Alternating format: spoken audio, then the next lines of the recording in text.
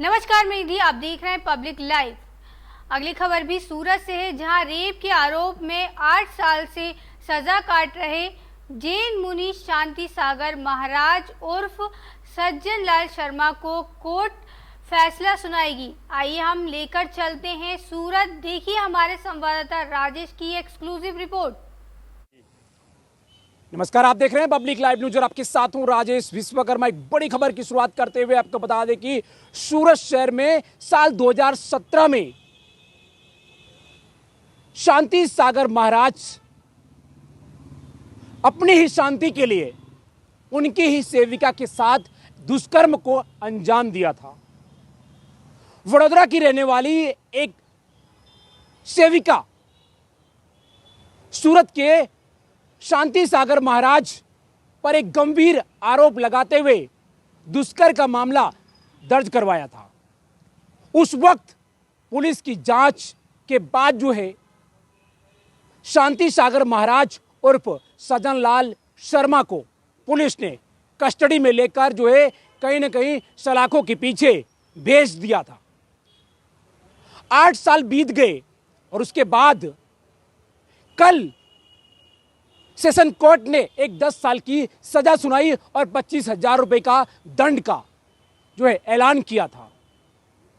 इस ऐलान के बाद जो है आज वह दिन है जब लोग इंतजार कर रहे हैं कि शांति महाराज जो जैन मुनि कहलाते हैं और अपनी ही शांति के लिए उस महिला के साथ जो है संबंध बनाया, जिसके बाद जो है पूरे देश में जैन समाज के प्रति कहीं ना कहीं एक बड़ा जो है विचारधारा को लेकर सवाल खड़ा कर देता है। शांति सागर महाराज मूल रूप से मध्य प्रदेश के रहने वाले हैं और करीबन 49 इयर्स ओल्ड थे और सूरत में अपने ही आश्रम में उस लड़की को बुलाया दीक्षा लेने के लिए और ऐसे ही काली करतूत उस मुनि की जब बाहर आई तो पूरा समाज जो है कहीं ना कहीं उस निगाहों से उस महाराज को देखने लगा। जिस महाराज से, जिस संत से एक अपेक्षा और दीक्षा की होती है, वो संत नहीं बल्कि एक बलात्कारी के रूप में जन्म लिया। समाज से ऐसे संतों को बाहर निकालना चाहिए और ऐसे संतों, ऐसे बलात्कारियों पर कहीं ना कहीं आपको डरने की जरूरत नहीं है। यदि आपके साथ भी ऐसी कोई घटना और आपके साथ जो है बदसलूकी और आपके साथ यदि कोई भी छेड़खानी करने की कोशिश कोई संत कर रहा है तो आपको डर कर नहीं जीना है, आपको पुलिस के सामने आना है और शिकायत भी आपको ही देना है।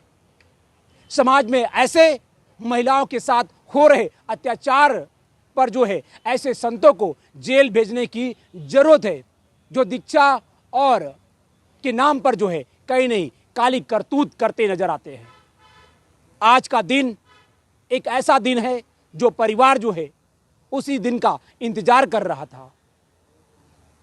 2025 अप्रैल और आज के दिन जो है सेशन कोर्ट जो है शांति सागर महाराज उर्फ सज्जन लाल शर्मा को आजीवन फांसी की सजा सुना सकती है और इस दिन का इंतजार जो है सभी लोग कर रहे हैं। समय आज शाम का है। जज उस समय का इंतजार करने के बाद जो है बड़ी सजा का ऐलान कर सकते हैं और उस पीड़िता को, उसके परिवार को न्याय की अपेक्षा जो लगाकर बैठे थे वो आज हो जाएगा पूरा। तब तक के लिए आप देखते रहिए पब्लिक लाइव। शांति सागर ना केस में गई काले सूरतना एडिशनल सेशन जज श्री एडी शाह साहेबे आरोपी ने कसूरवार ठेरवा छे અને આજે સજા બાબતેની દલીલ રાખવામાં આવેલી। બંને પક્ષની દલીલો આજે પૂર્ણ થઈ। સૌપ્રથમ બચાવ પક્ષે આરોપીને કેમ ઓછી સજા કરવી તેના મુદ્દાઓ રજૂ કર્યા।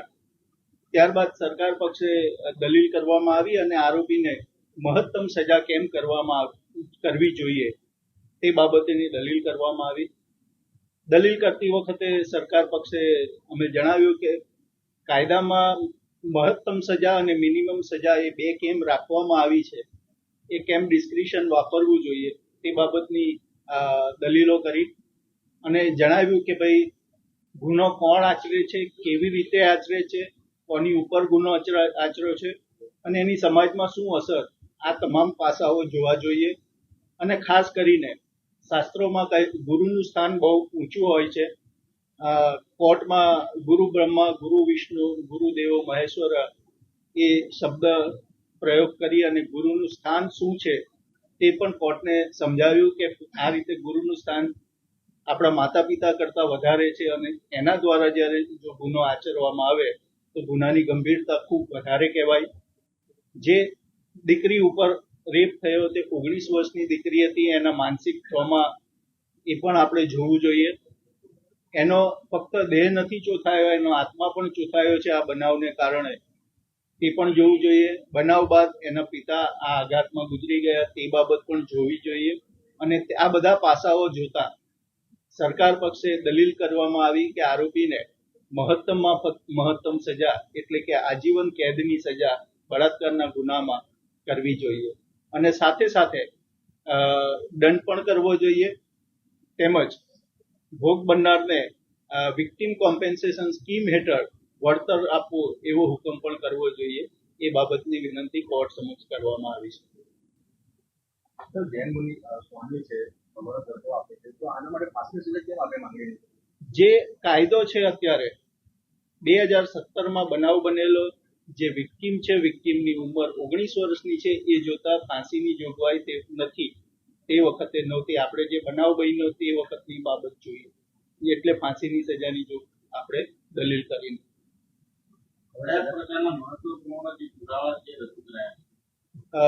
ભોગ બનનારની જુબાની રજૂ કરવામાં આવી, એના પરિવારજનોની જુબાની રજૂ કરવામાં આવી. Panchnama, CC camera footage, scientific evidence, medical evidence આ બધા રજૂ કરવામાં આવે.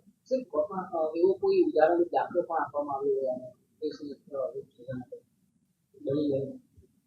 દલીલ દરમિયાન મેં જે કોર્ટને કહ્યું કે ગુરુ બ્રહ્મા, ગુરુ વિષ્ણુ, ગુરુ દેવો મહેશ્વરા, ગુરુનું સ્થાન શું છે, સર્જન કરવાનું, પાલન કરવાનું અને જે એનો શિષ્ય છે તેનામાંથી ખોટી આદતો એનો વિનાશ